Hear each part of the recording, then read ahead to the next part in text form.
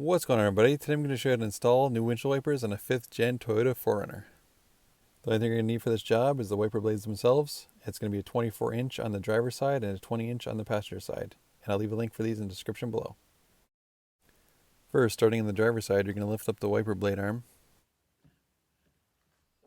Then to remove this style of blade, you're first going to take the cap on the top and rotate it out of position by pinching in on each side.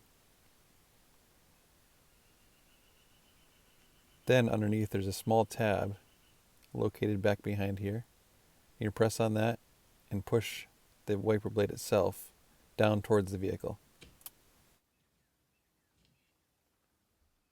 Then take the new wiper blade, make sure the cap is open on the top, insert it around the hook, and click it into place.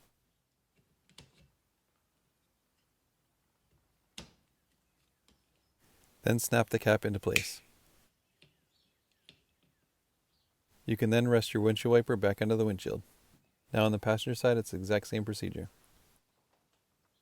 Open the cap, press the tab on the back side, and press the windshield wiper towards the windshield.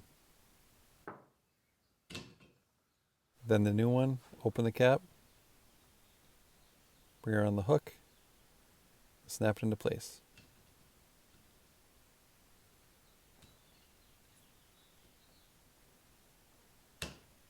And finally close the cap.